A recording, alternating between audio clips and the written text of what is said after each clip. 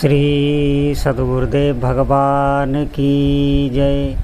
श्री सीताराम सरकार की जय। श्री राधा रमण लाल की जय। श्री गौरी शंकर महादेव की जय। सभी दर्शकों और भक्तों को कोटि कोटि प्रणाम। सबको प्रेम भरा जय जय श्री राधे, जय जय श्री सीताराम। जितने भी उपासक हैं, भक्त हैं, बहुत ही महत्वपूर्ण विषय है और सभी साधक बहुत ही ध्यान से सुनेंगे। देखिए, जितना हम जप करते चले जाते हैं भगवान नाम का, उतना ही हमें अनुभव होता है। जितने भी साधक इस बात को सुन रहे हैं, अवश्य ही उन्हें कुछ ना कुछ अनुभव में आ रहा होगा।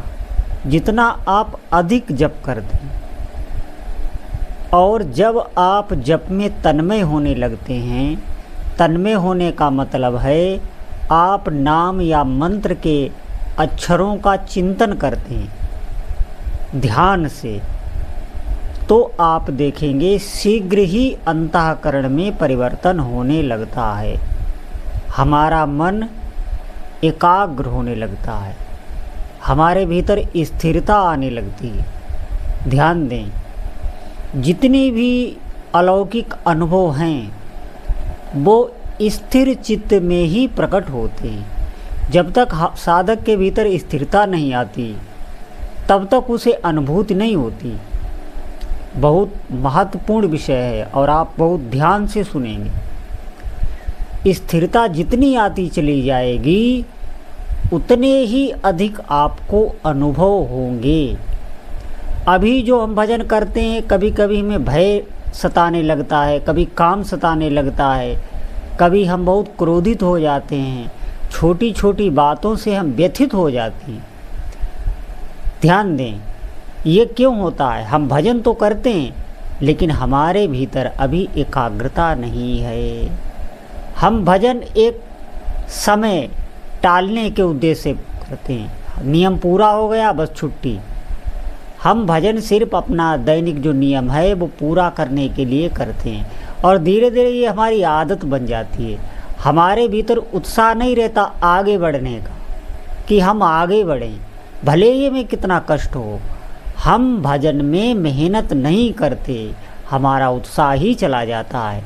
देखिए, आप प्रारंभ में इस बात को समझें कि हमें कुछ ना कुछ अनुभव करना है, कामनाओं की तरफ अधिक नहीं भागना है। जब आपको अनुभव हो जाएगा, मैं गारंटी के साथ ये बात कहता हूँ, आप संसार की तरफ भागोगे ही नहीं, भजन की तरफ ही भागने लगोगे।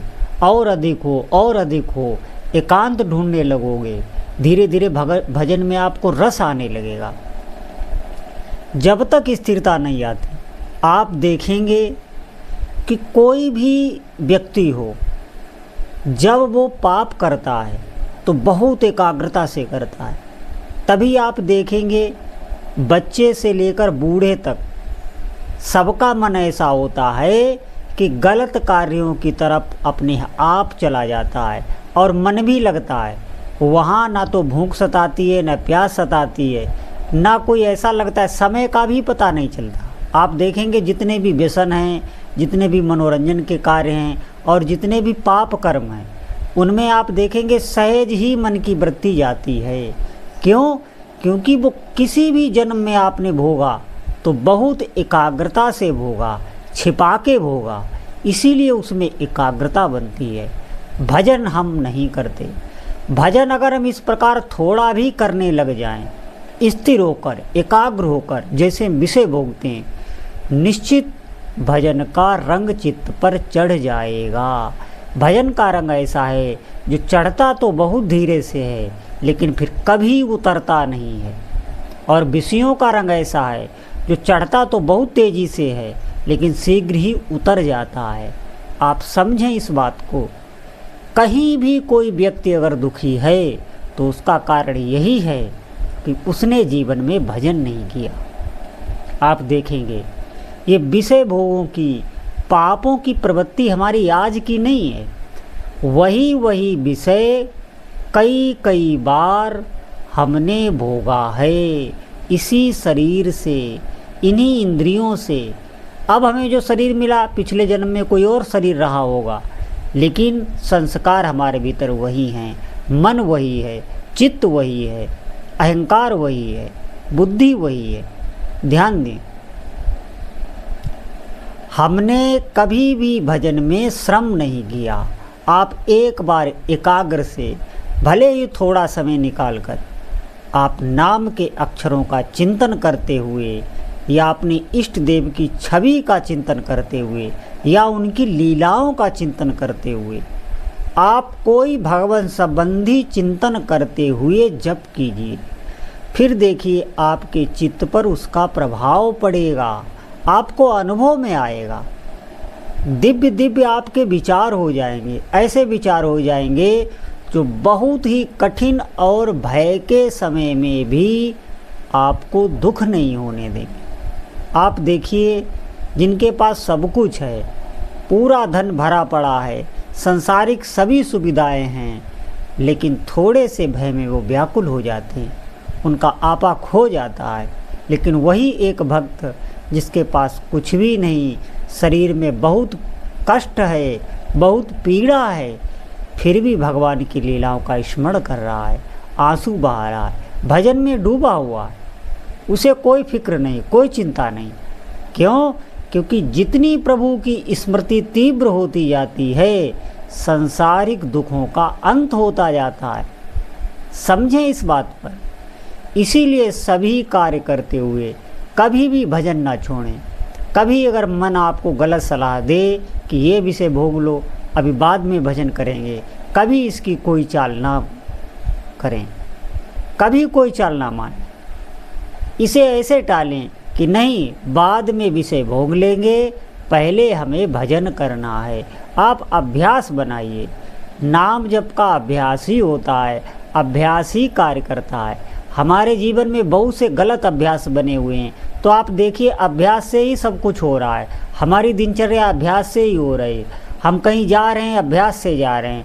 हम जीवन में जो भी कर रहे हैं वो सब अभ्यास से कर रहे हैं, उसमें ज़्यादा बुद्धि लगाने की आवश्यकता नहीं पड़ती। ठीक इसी प्रकार हमें भजन में अभ्यास करना है। अभ्यास आप प्रारंभ में कर लें, थोड़ा श्रम है अवश्य, क्योंकि हमने भजन अगर कभी किया नहीं तो उसमें मन नहीं लगेगा, कड़वा लगेगा, लेकिन फिर भी हम जपें, समय को व्यर्थ ना करें। आप जपें, अधिक से अधिक जपें, यही भजन आपके जीवन में प्रसन्नता ले आएगा। इस बात को समझें। जो चाहोगे वो भजन से प्राप्त किया जा सकता है। ये ऐसा धन है जो इस लोक में तो काम आता है, परलोक में भी काम आता है। कभी भी भजन को ना छोड़ें, और मालाएं बढ़ाएं, और नाम बढ़ाएं, और मंत्र बढ़ाएं, अधिक से अधिक जप करें। वर्तमान समय को जो साधक भजन में लगाता है उसका भविष्य मंगल होता चला जाता है। इस बात को समझ लें। तो सभी साधकों से मेरी यही प्रार्थना है कि भजन ना छोड़ें, अधिक से अधिक भजन करें। बोलो जय जय श्री सीताराम।